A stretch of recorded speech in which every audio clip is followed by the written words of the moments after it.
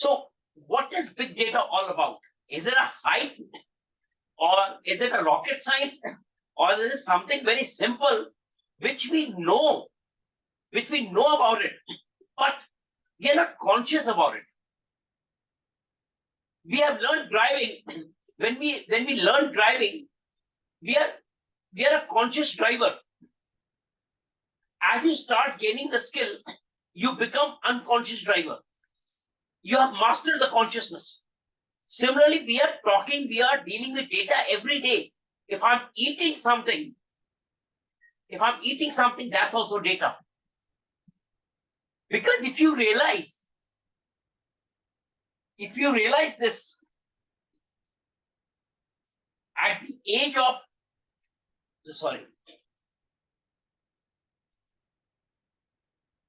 when we say at the age of 20,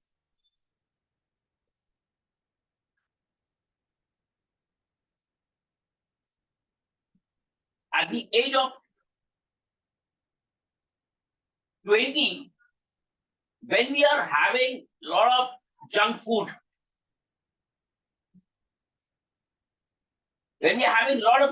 we don't realize, we are not conscious that what level of nutrition we are consuming. Because of junk food, because of poor lifestyle, at the age of 40, the same data which is reacting in our stomach, you become ill. You become diabetic, or you get a heart disease, you get some sort of illness at the age of 40, 50. Because we were not conscious about the data, what is happening inside the stomach. Right now, I'm talking to you, it's a data. We are chatting on Facebook, everything is data. Now the difference is, when the internet was not there, what happened? We didn't have so much of data. As the internet started coming in, as the social media started coming in, as the business started flourishing in, as the e-commerce started coming in, what happened? The amount of data, capturing of data from the system has increased. So it is not that we were not working on data. We were working on data, but now our data is real time, and the data size is big. Now, in order to handle big data size, what happened? More and more cloud platforms have started coming in. More and more technology has started coming in, and more the statistical platforms. Because now that if you have big data, you need to analyze also. You need to analyze the data. How will you analyze? Because now you have big data. Your Excel cannot handle this big data. Now, so if your Excel cannot handle big data, what do we need? We need platforms like Python, SQL, R, Azure. I mean, n number of platforms have come in so that we can handle the big data. And that is, when we talk about big data, we talk in terms of millions of rows.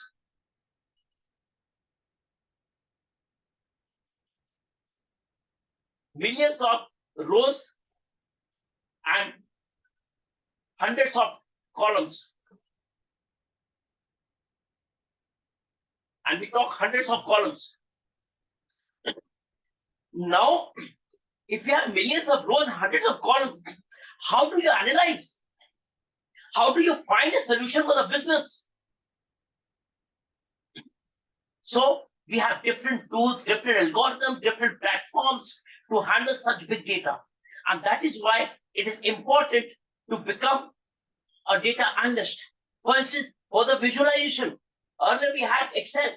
Now, for the visualization of big data, we have Tableau, we have Power BI. you have these tools, these applications for visualization. So now the thing is, who will visualize? You and me have to learn. You and me have to learn and tell the companies that I can visualize your big data, I can analyze your big data, I can give you a better solution through the big data. And that's the reason you must understand data, because every company uses data. There's no business, there's no life which works without data. If your life works without data, you will not know, you cannot predict your health, you cannot predict a good life, you cannot predict your death. If you're not conscious about your own health, if you're conscious about your own health, it means you're conscious about data. If you're conscious about economy, of your salary, of your expenditure, it means you're conscious about your data. And if you're not conscious about it, that's the reason you fail.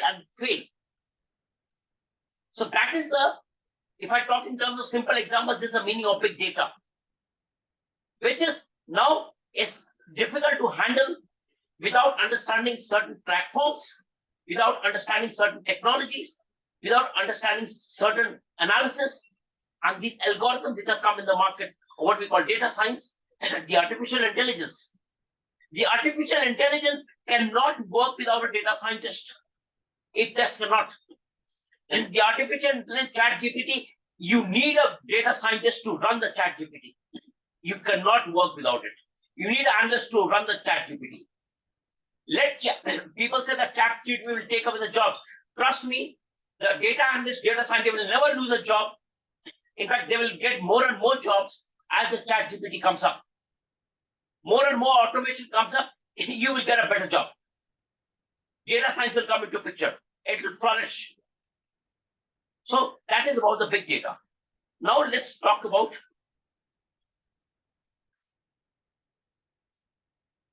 there are certain basic things we must learn. And I'll explain in a very, very simple way. Let's say you are in a company and we all are working somewhere. And why do we work? Why do we get a salary in our company? Why does a company pay you? A company pays you for a very simple reason. A company pays you so that you perform. My pen is working slow, just hold on.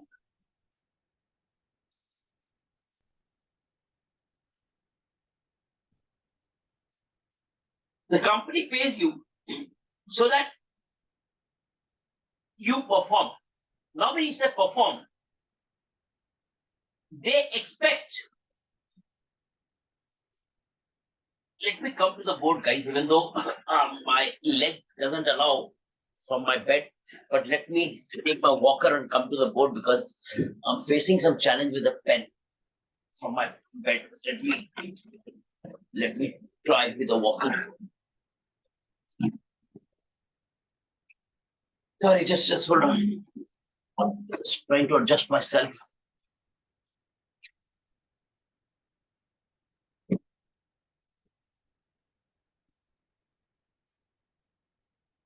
Okay. I'm at a distance, but I'll try my best to write while standing on one foot because my second leg is damaged, guys. Okay, but I have to train you. So they are looking for performance. Performance means what? They are expecting some sort of data or some target to be met by you. When you get to the office, if you're getting some reports every day, you're getting some reports. Now, if you're getting some reports, you open the attachments, you open the Excel, and you see some data. This is the beginning of any job, of a beginning of understanding data. You open an Excel, you have data. Now the question is, what to do with the data? What to do with the data? How much data should I see? How to react to the data? What should I look into the data? Why should I look into this data? What should I report? How much reporting should I do? Who should look at this data? Who should look at my analysis? All these questions will come the moment you open your Excel sheet at your desktop. And now, as a very, very layman, let's say you don't forget data science, forget analytics. You are looking at your data on an Excel. Let's start from here. Okay, you are on Excel. Right now, I will not talk about Python. When we move ahead, we will talk about Python, R, R Studio, all these things will come later. Let's understand, if you open some data on Excel, what do you want to see? And looking at the data, what are 2 to 3 things you see and you say, wow, this is what my data is talking about. Within 5 minutes, trust me, you are ready to go and tell your manager that this is the level of performance we have. This is what my data is telling you today. It will not take you more than 5 minutes. That's the beginning of your data analysis. What are those magic tools? What are those magic tools?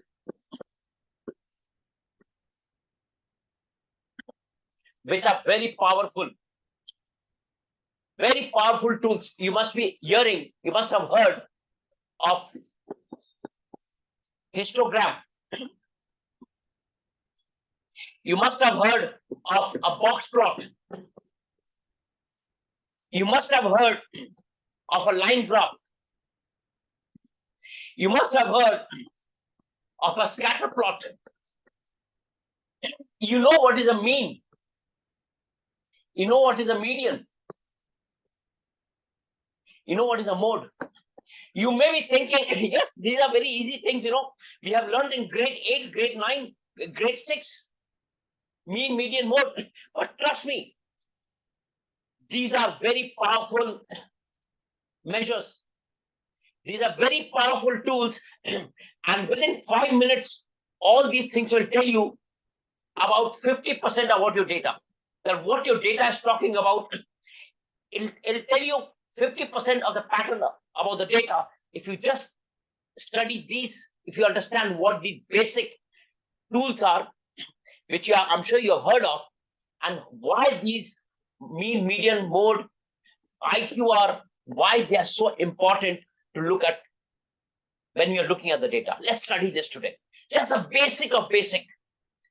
And you'll be surprised that why they are so important.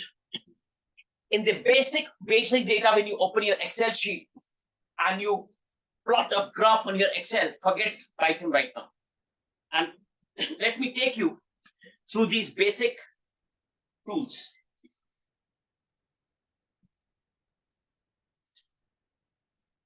Just hold on, guys.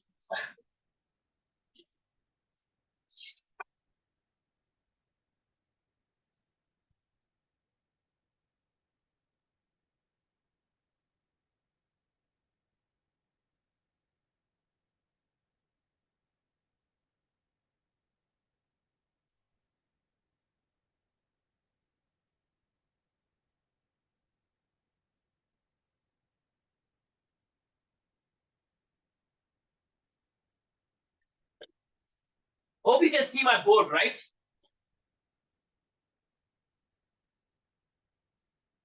You can see my board, correct? Yes, sir. Good.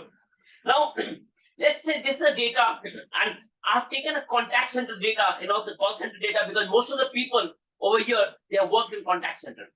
So let's say there's a small data I've taken. And when you come to the office, when you open your laptop or your desktop, you open the attachment, you see, okay, this is the data I have. Now you're surprised. What should I do? What should I look into this data?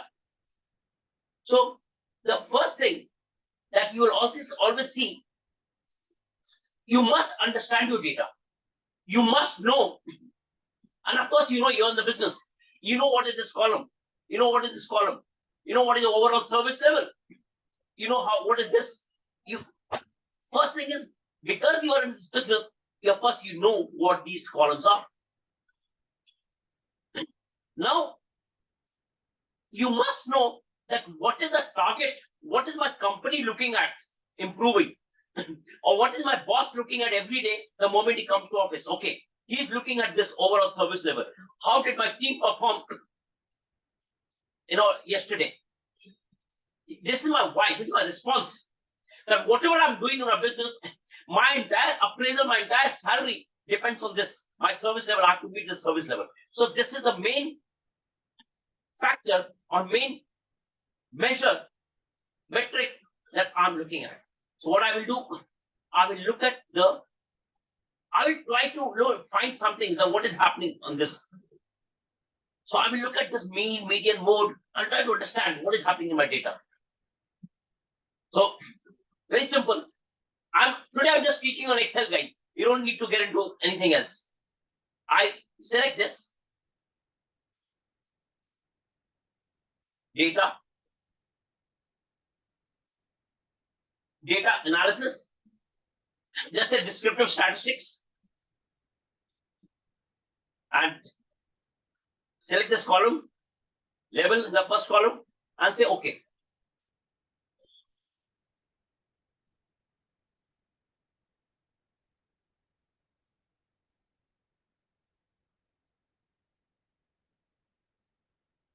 Okay, so I will give you this. But thing is, I must understand what this is. If I have this mean, what should I do with the mean now? Fine, I can see the mean is 87.1%. Then what next? What should I tell my boss? What should I tell my manager? Even he can see that this is 87%. But then what is the value add that I as a data analyst should do to tell my manager that what does this mean all about? What is it telling me about my data? I know this is average. Everyone knows. I will compare with the median. Now I tell my boss that, boss, you know what? If your mean and median, they are not very close to each other, it means there is some problem with the performance. There's too much of variation in your service level. That is one thing I will tell my boss. That if my mean and median, they're not close to each other, it means my data is not symmetrical. It means there's a lot of variation in my data, in the by performance of different team members.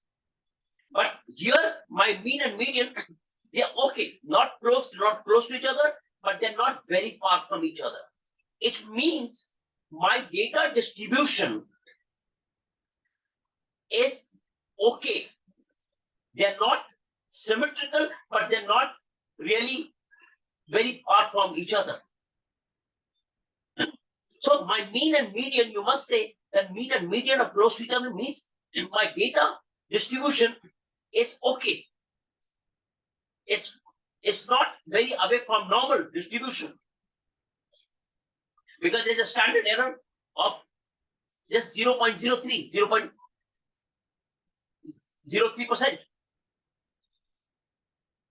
So this is one thing that I will see into this. It also says that median 90%, 90.7. Median is what? It is the middle value. It is a middle value of my data. So if I say middle value, what does this mean? Is equal to median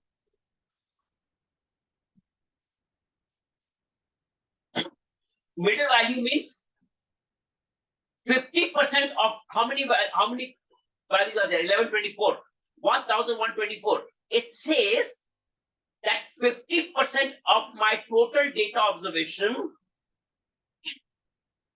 are above 90.7. 50% of my total observation are below 90.7 score.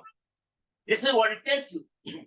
Median also tells you that it does not get affected by the extreme values. Whereas my mean, what is the meaning of mean? Average, I'm taking all the values, I'm taking the average. Whereas a median means I'm only taking the middle value, it does not get affected by the extreme values. So when do I use mean and when do I use medium? A very simple question. You tell your boss may ask you, so when do I use mean, when do I use median? It means when your data is normal or quite close to, let's say, this is your graph. Let's understand very simple way. If this is my graph, if it's something like bell curve, if something like a bell curve, it means my data is quite symmetrical. If this is my graph,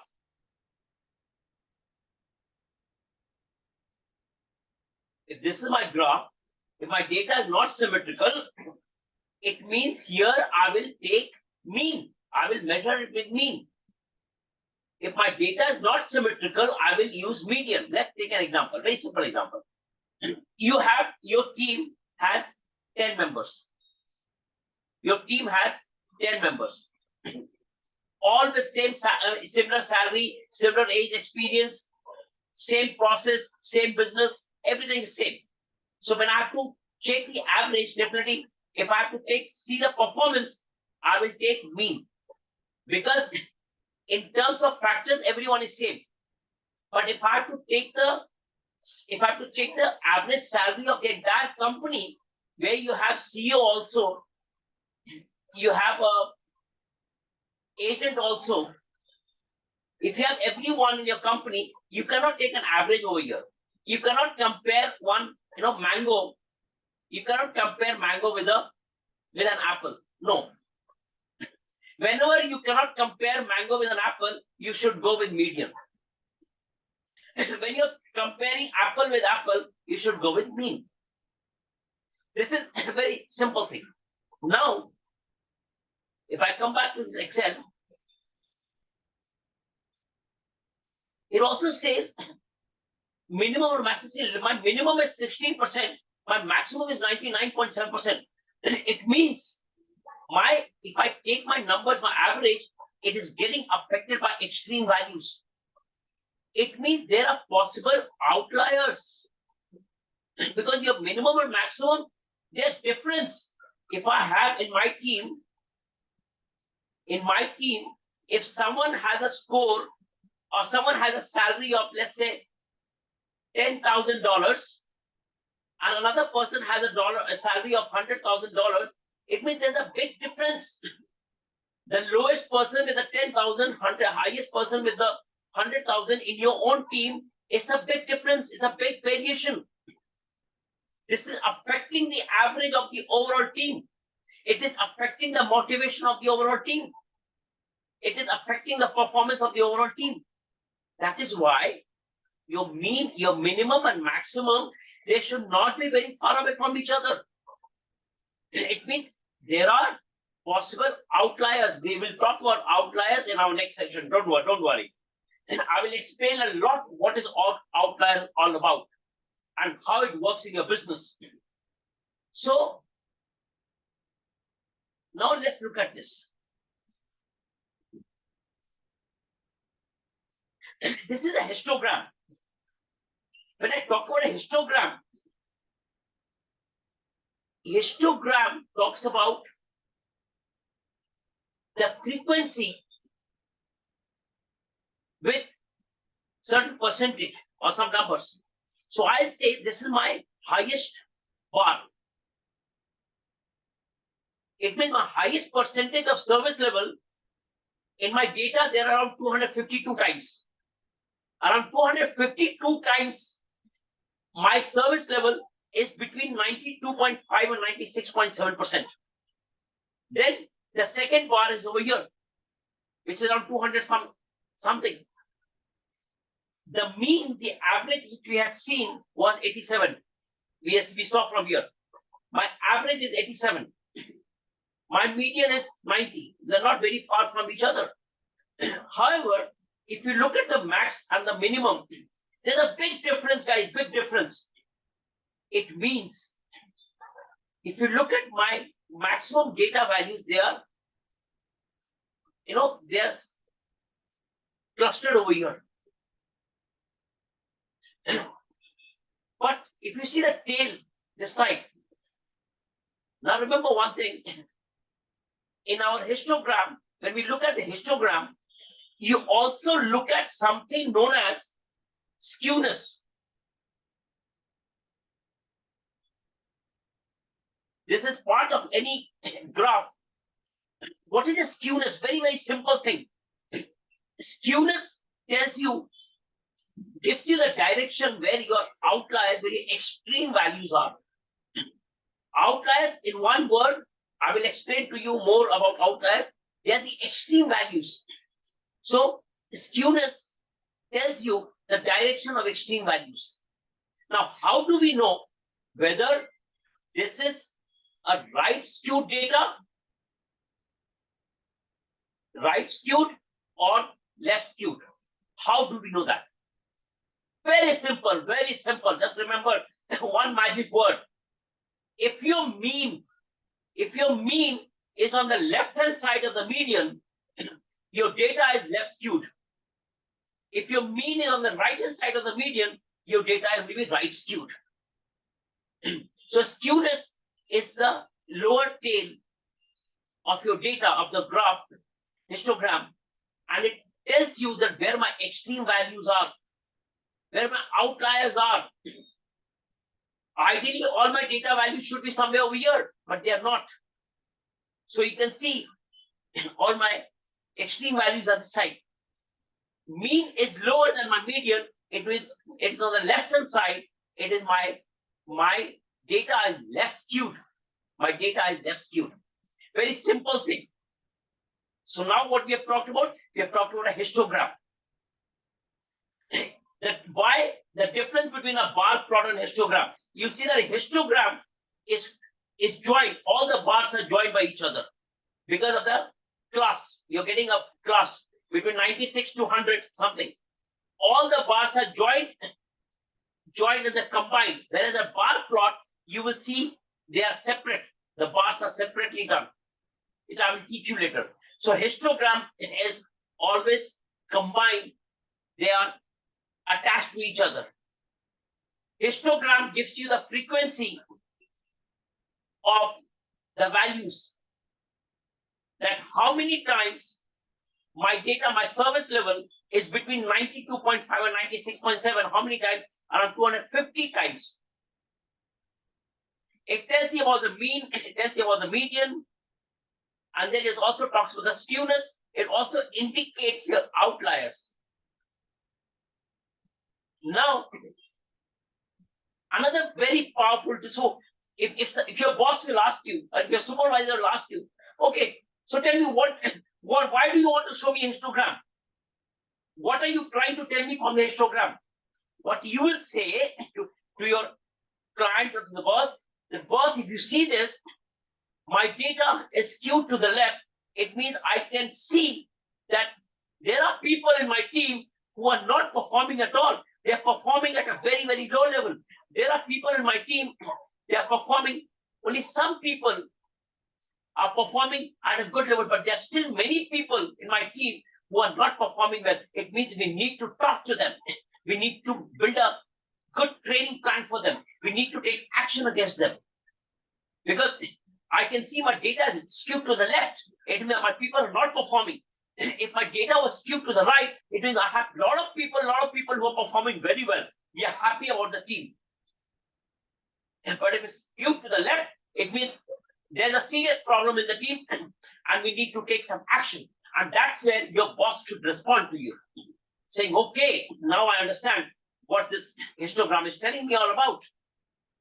And you can tell him that the data is not symmetrical. It is away from the normality.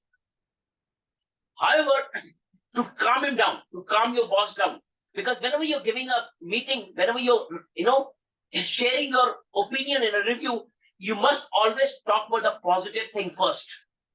First, always talk about the positive part of your data, then talk about the opportunity area or feedback. So you can say that, boss, I'll show you something. The mean and median, they are very close to each other. It means my data distribution not that bad. They are quite close to each other. However, there are only some people who are not performing well. Maybe out of 100, we have only 5 people who are not performing well. Maybe we can go and talk to them and we can understand their issues and we can immediately bring a change in our process.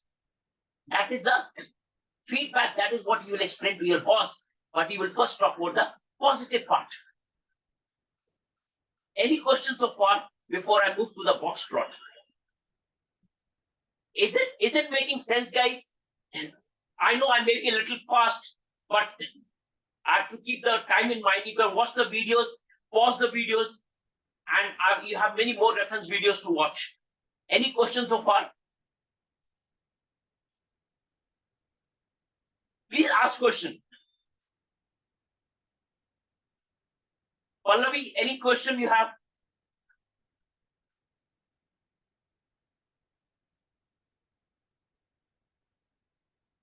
No question? Should I move ahead? No, sir, I understood.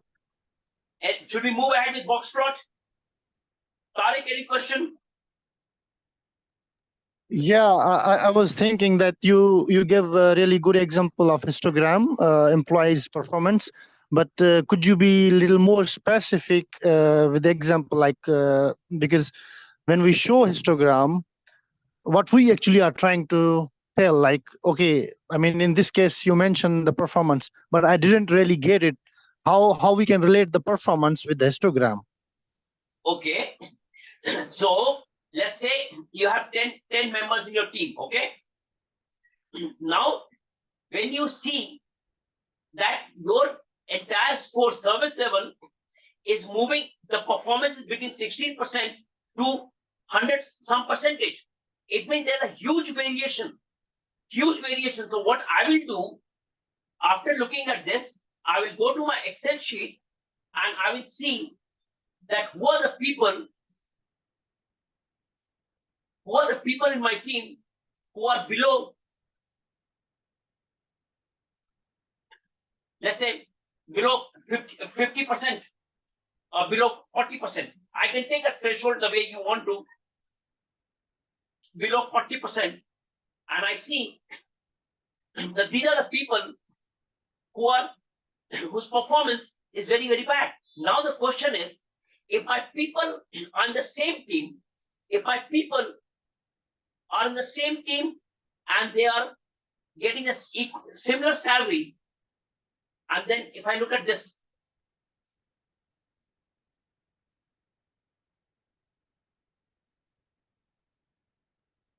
now if you see, I have 782 data points where I have scored more than 85, but I have also 10 data points where my score is less than 50%. Why those 10 people or 10 data points? Why are my score poor? What happened on those days? Do these people need training, or was there a technology issue? Maybe these people did not log in, or these people were not well. What happened? We need to identify. The reasons, and then respond to the data, respond to the performance. All these things we will come later. As I go on training you, I will come to the practical approach of it. Today, I'm just trying to explain the powerful tools. Tariq, does it make sense?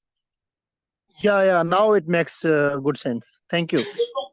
Don't worry. As we move with as we proceed with the program, I will take you to the industry. You will feel as if you are in the industry. Don't worry. I will connect you to the industry.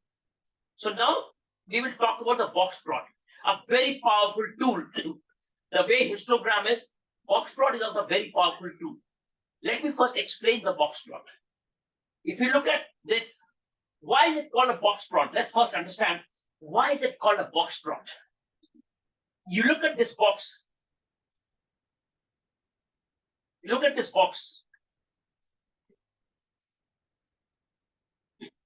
Remember one thing, longer the box and broader the box, it means higher the variation in your data, and higher the variation in your performance.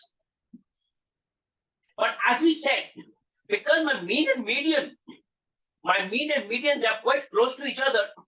That is why the size of my box is not that long, or the breadth of the box is not that broad, because mean and median, the distribution at the center is okay. The distribution at the center of my graph, the data is not that bad. The data is bad because of these outliers. These asterisk sign of these circles which you are looking at, these are called outliers. Maybe in my next session or the next session, I will take one complete session to talk about outliers from the business point of view and from the statistical point of view, and what is all outlier all about. That is very, very important. That's why I will take a separate session. So these outliers, and these are, you can see these outliers. If you look at the direction of the box plot and this plot, histogram, here you see the outliers and here you see the indication why my data is left skewed. Left skewed means it's indicating that I have a lot of outliers, extreme values on the left. And this is what it is showing here. You can see this is an indication, and you can see the outliers on the left hand side, extreme side. Now this line you see, this is the extreme value. When we calculate outliers, which I will teach you, anything below that, anything below this extreme value are considered to be outliers. So let me give an example. I take a threshold that, let's say I have 10 chocolates or 10 toffees. I have 10 toffees. I say that any toffee with a loose wrapper,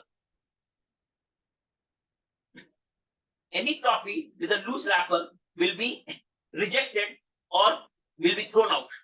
I put a threshold. So that's how when we calculate the outliers, we'll see some extreme values at the upper end and the lower end. Anything below that extreme value is an outlier. So I'm just giving an example. In this case, don't worry about R, okay? Don't worry about these codings and all right now. Don't look at this. I'm just telling you. I will teach you R later. So I'm saying that in my data, anything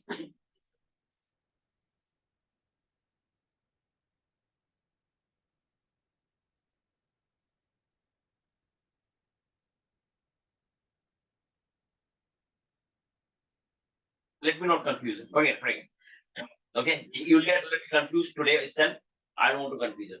So when I teach you outline, I'll explain to you. Now this line is anything, this is the extreme value of my data. Anything below this is an outlier, which I may remove, I may not remove from my data depending on the call of the business, which we will discuss. Anything over here, this one, this is another extreme value on the upper side. Anything above this is an outlier on the upper side. These are outliers at the lower side, lower end. This dotted line, this is called whisker. This is the lower whisker. This is called the upper whisker. And this entire plot is also called box and whisker plot. If you see on Excel,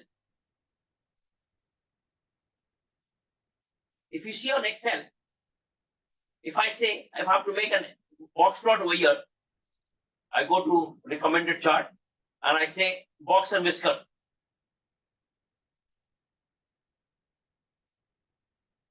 Okay, let me select this. I select this. I select this over here, recommended chart. I go to all charts. I say box and whisker, and you get the same thing here. So even on Excel, you can see what the box plot is all about, right? You can plot, you can label it. There are many things you can do. So you can do it on Excel also.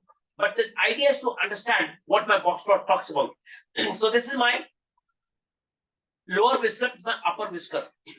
This line, this lower line of the box, this is called Q1 or quartile 1.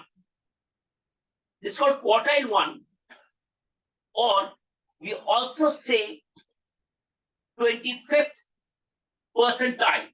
And I will explain how this is important in your performance or in looking at the data. Why this is very, very important. I'm looking at 25th percentile, or we also call it, quartile 1. This line, the thick line, is called median, or we say Q2, quartile 2, or we call median, or we call 50th percentile. 50th percentile. Please remember, it's not percentage, it is a percentile. And we will understand what percentile is all about.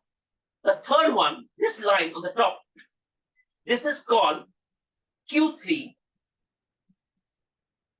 quartile 3, or 75th percentile. This is called 75th percentile. Now that we know, let me revise. These circles below this extreme value are called outliers. This is called lower whisker. This dotted line is called upper whisker. This is called extreme value on the upper side. This is called Q1 or quartile 1 or 25th percentile. This is called median or Q2 or 50th percentile. This is called Q3 or 75th percentile. Now let's understand what is this, why this box plot is so important in understanding my data. The moment I open my Excel sheet, why do I plot this box plot, and what do I want to see from here? As I said, percentile means, let's understand over here. Let's understand this on Excel first. We are not talking Python or R. Let's understand the basics, what you can do on your own first. We'll go to Python R later. Let's understand this very clearly. My Q1 or quartile 1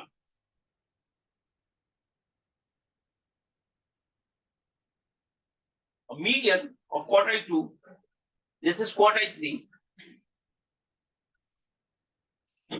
this is my mean, this is my median.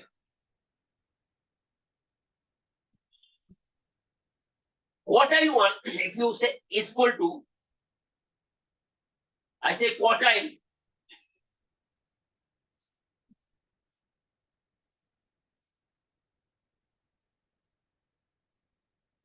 this.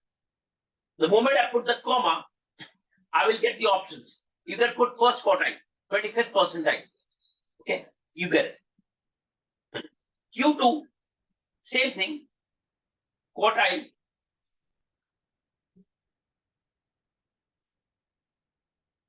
This, I say second median.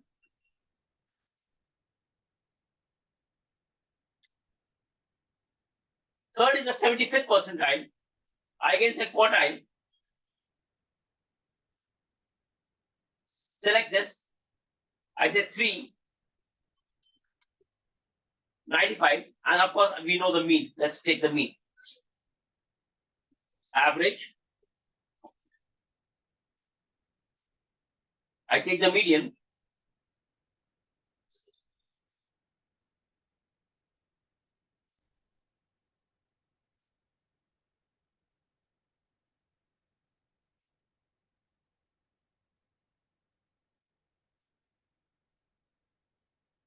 Now, let's take the minimum value. My extreme value, minimum value, is equal to minimum Let's take the maximum value of my data set.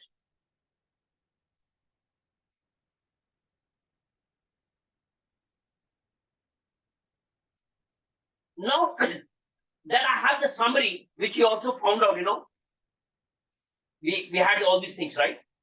Let's look at things that what is my IQ or interquartile range, which is very, very important. And that's where we find the outliers. It's nothing but Q3 minus Q1. And I'll tell you why this is important. Q3 minus Q1. This is my IQR. What is my range? Range is nothing but minimum, maximum minus minimum. Maximum minus minimum.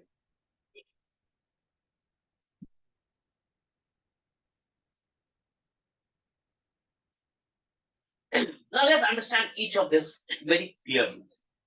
Why is this range important?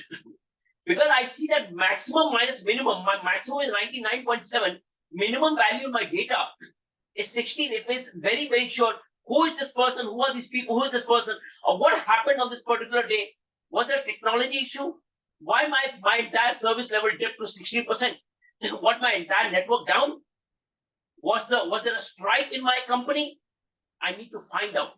And because there's a big difference, the range, the maximum minus minimum is called range. You cannot have a range of 82%.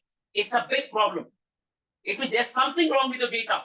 You need to investigate what happened. Why there's such a big range? Similarly, if you see the IQR just has a range of the IQR is just 12%. Means this minus this just 12. It's okay. Why? This also indicates that my mean and median, there's not much difference. My problem in the entire data right now is coming from maximum minus minimum. My extreme value side here, this side which we have been saying here. My entire problem is coming from here. Why do I have such low data values in my performance? We need to investigate. So now, what is quartile? What is 25th percentile? It means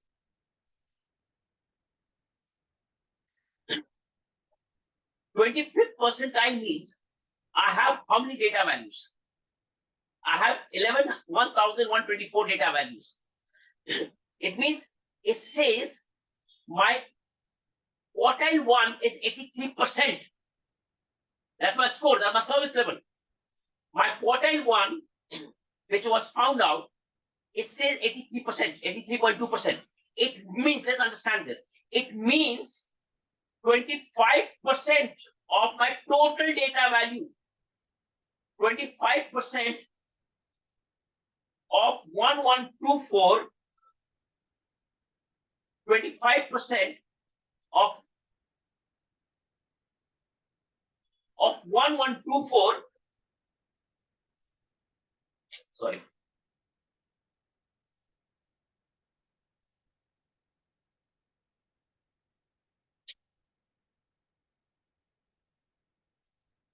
It says, let's understand this. It says that 25% of my total data value, that is 281 values, have a score of 83% and below. 83%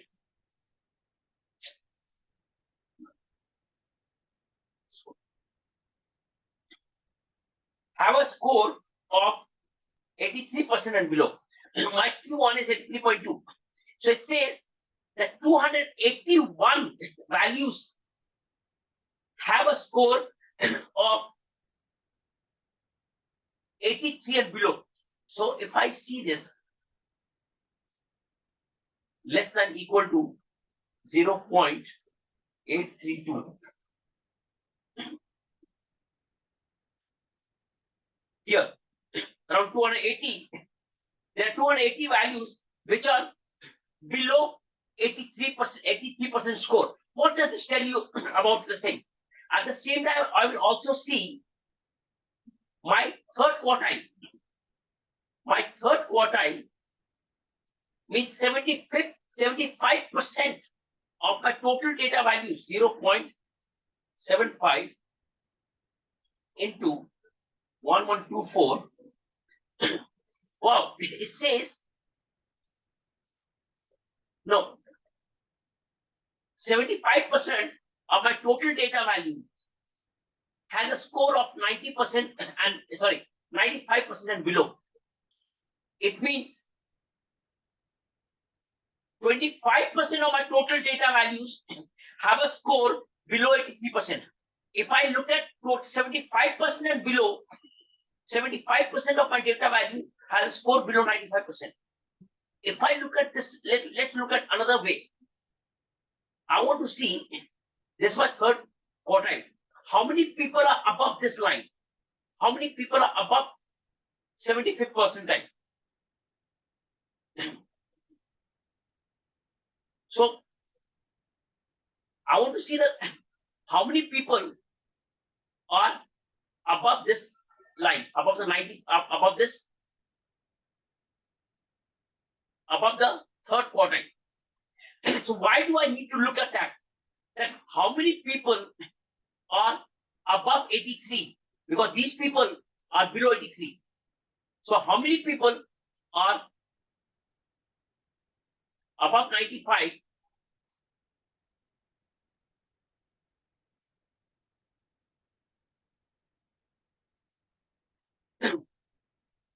There are 323 people who are above a score of 95. So now let's understand this way. When I'm trying to analyze my data, when I'm trying to explain to my boss or to the manager, I'm saying, see, I have 1, 1, 2, 4 data values, not number of people, okay? I'm saying values, out of which 281 have a score below 83. But there are 324 which have a score above 95. So we need to figure out as how we can improve why these people are not performing. Why do we have people below 60%? We need to investigate. So this, now if you talk about the median says that 50% of my total data value are above a score of 87 and 50% of my total data value have a score of below 87.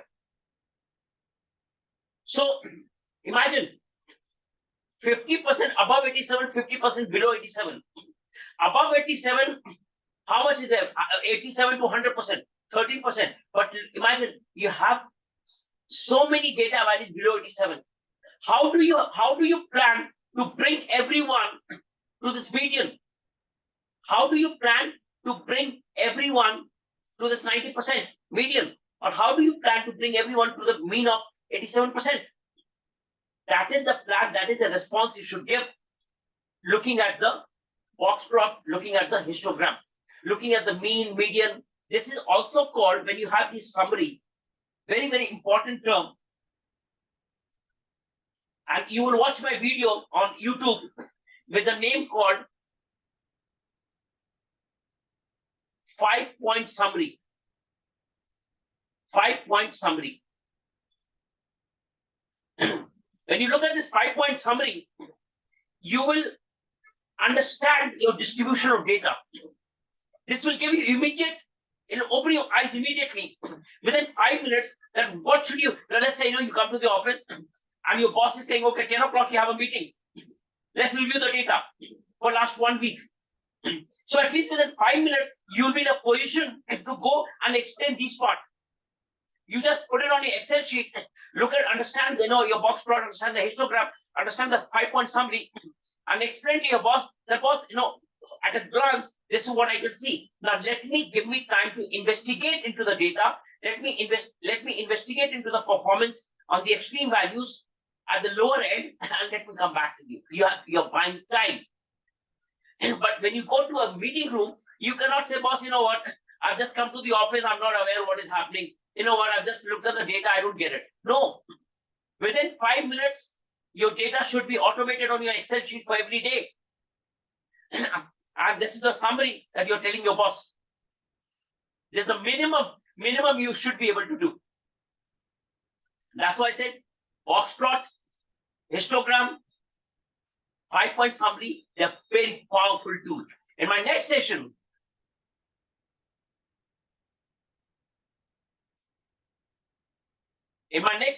I'll be explaining another very powerful tool, and that is called correlation or the scatter plot matrix. Why this is very, very important. Along with this, I will also explain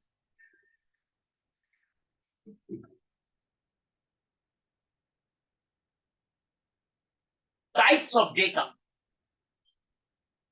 When should you use what type of data? And this I will explain to you on R Studio or Python. I will explain to you on R Studio or Python that what are the types of data R understands, Python understands, and universally, what should you talk about when you talk about type of data? So when I look at the summary of my thing, it talks about number, it talks about integer, it talks about character on R, and we will discuss this next time along with this scatter plot. How this plays a very quick and important analysis in your data, the way we discussed histogram, boxplot. We will similarly, for a quick analysis, we will understand scatter plot next week. Okay, so now you have 5 to 7 minutes to ask questions, and I'm there to answer you. Please do ask questions. Let's become a little interactive now. Okay, you can ask question. And please watch the videos once I upload. And because see, I cannot come to your house to explain to you now. It is your responsibility. It is your duty to whether you want to learn, you don't want to learn. Okay, Tariq, please go ahead. Yeah, thank you so much. You really explained very well in detail.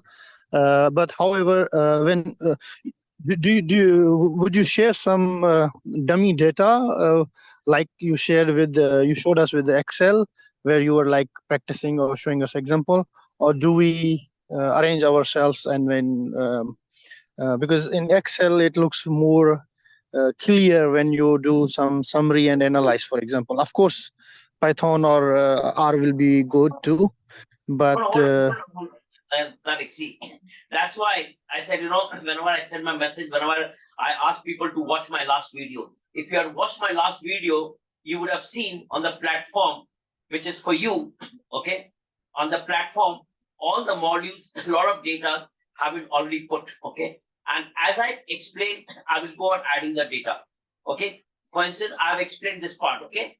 So I will add the video. I will see here session here.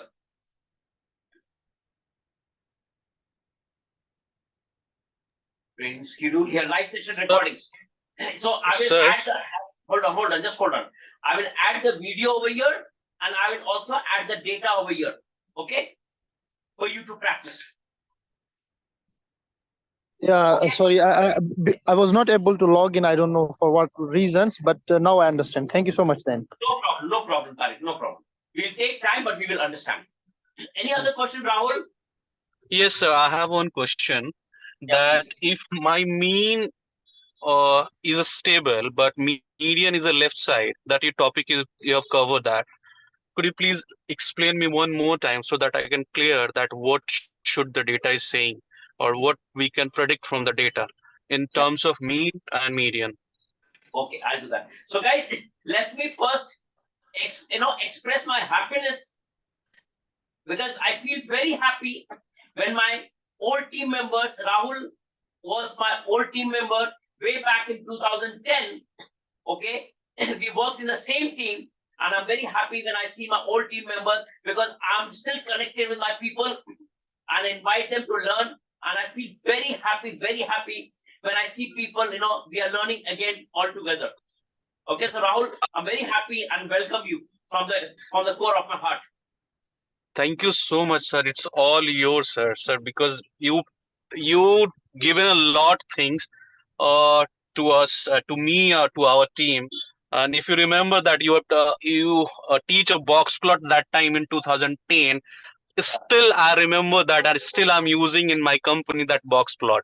So thank you so much for that. We will learn higher algorithm. We will learn data science now. Boxplot is old, but Boxplot is still hold a good value. So let me explain that, okay? Let me Sure, sir. explain that. Sure.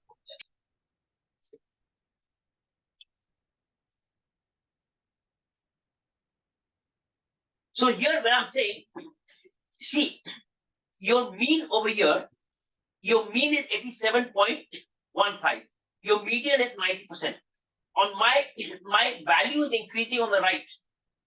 If my mean is on the left of the median, or mean is smaller than my median, in this case, my mean is smaller, right? So this data is left skewed. It means smaller extreme values is in the left direction. Or my outliers, maximum outliers are coming from the left tail. Because if you look at the tail, let's plot this. Let's plot this over here. If I draw a curve, okay. If I draw a curve, see how it will look like. It will look like something like this.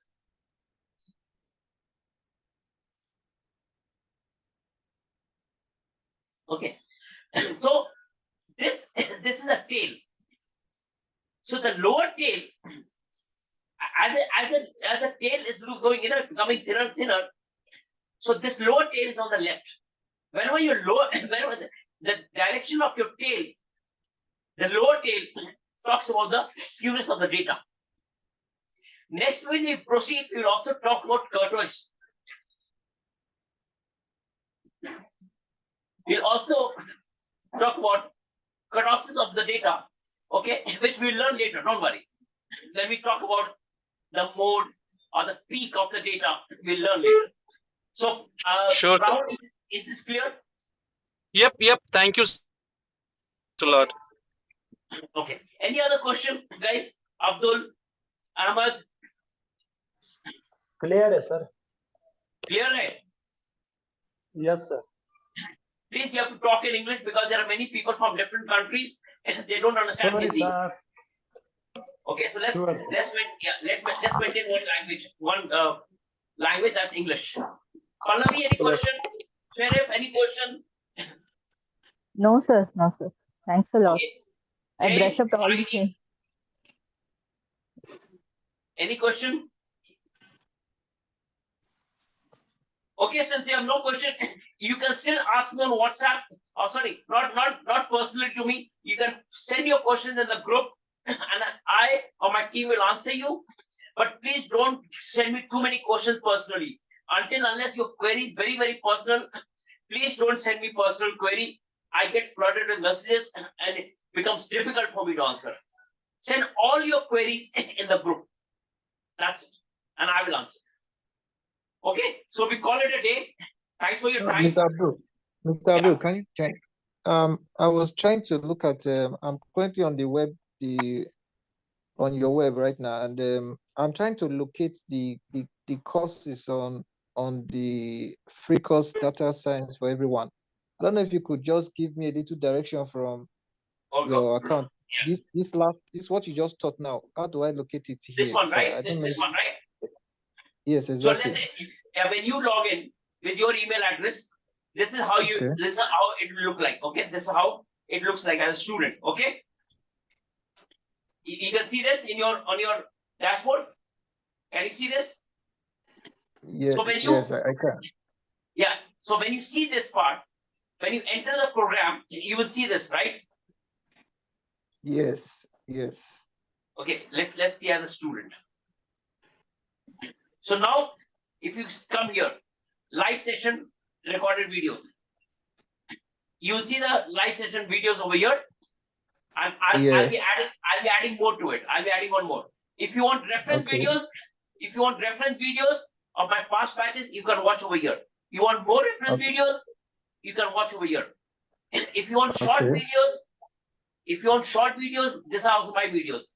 Like for instance, I talked about 5 summary points today. Okay, you can watch the video over here. I've explained the entire 5-point summary over here. Okay. I get you now. Okay. Excuse me, sir. Hello. Okay, so I'm giving you all the liberty, everything to watch in advance. Okay, you have a lot of modules over here. If you want to see basic modules, basic strategy modules, and all these modules are there. Lot of data, data there for practice. Okay, everything is there, guys. I'm not, see, trust me, I'm giving you everything which is in my control. Okay, it's not that just because I'm teaching you for free, so I will, deprive you of the modules or the videos. No, I'm giving you everything. It depends how you work hard and do it. Yes, Pallavi, tell me please. Yeah, Pallavi. Can I get the link for this to join this group or your website? Are you okay? I will add you to the group today. Okay. Yeah. Okay. Fine. Okay. And then, Okay. and even see the link which I've sent to you. Let me just show you. Yeah. The link which I have sent to you.